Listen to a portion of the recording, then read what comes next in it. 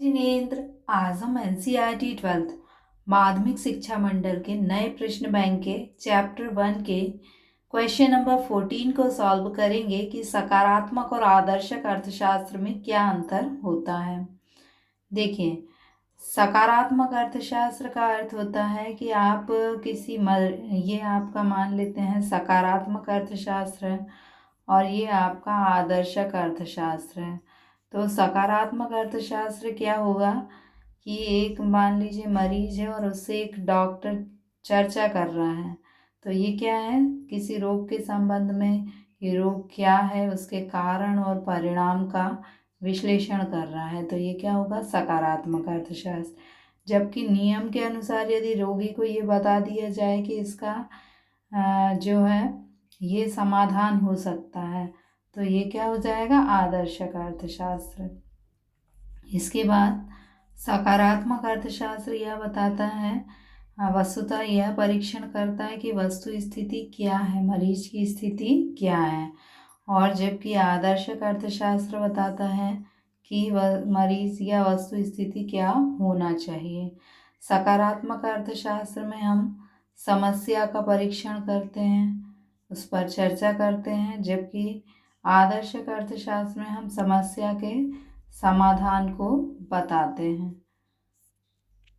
इसे लिखेंगे कैसे, सकारात्मक अर्थशास्त्र जो है इसका संबंध कारण परिणाम विश्लेषण से है और आदर्शक अर्थशास्त्र का विश्लेषण मूल्य निर्णय से है। सकारात्मक अर्थशास्त्र का उद्देश्य यह परीक्षण करना है कि वस्तु स्थिति क्या है, जबकि आदर्शक अर्थशास्त्र का उद्देश्य क्या होना चाहिए का विश्लेषण करना होता है, उसके संबंध में सुझाव देता है। सकारात्मक अर्थशास्त्र जो है आर्थिक समस्या की व्याख्या करता है, जबकि आदर्शक अर्थशास्त्र आर्थिक समस्या का समाधान प्रस्तुत करता है। तो केवल अंडरलाइन वर्ड से आप याद कर सकते हैं। शॉर्ट में संबंध सकारात्मक अर्थशास्त्र कारण परिणाम संबंध को बताता है और आदर्शक अर्थशास्त्र नियम के अनुसार मूल्य संबंधी निर्णय देता है। सकारात्मक अर्थशास्त्र का उद्देश्य क्या है का परीक्षण करना और आदर्शक अर्थशास्त्र का उद्देश्य क्या होना चाहिए का परीक्षण। सकारात्मक अर्थशास्त्र का कार्य आर्थिक समस्या की व्याख्या करना, जबकि आदर्शक अर्थशास्त्र का उद्देश्य समाधान प्रस्तुत करना होता है।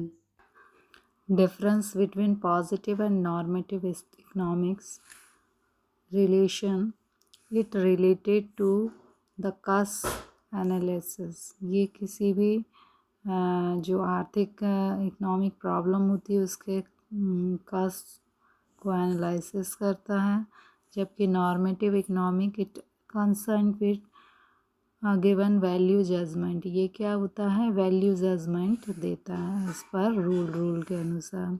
ऑब्जेक्टिव, इसका ऑब्जेक्टिव है to test what is actually is, कि एक्चुअल में प्रॉब्लम क्या है, जबकि नॉर्मेटिव इकोनॉमिक्स में सजेशन दिया जाता है व्हाट शुड बी, यानी कैसा होना चाहिए। व्हाट इट डज, ये क्या करता है, it clearly describe economic issue, ये इकोनॉमिक इशू को डिस्क्राइब करता है, जबकि ये इकोनॉमिक इशू का सॉल्यूशन प्रस्तुत करता है। Okay, thank you.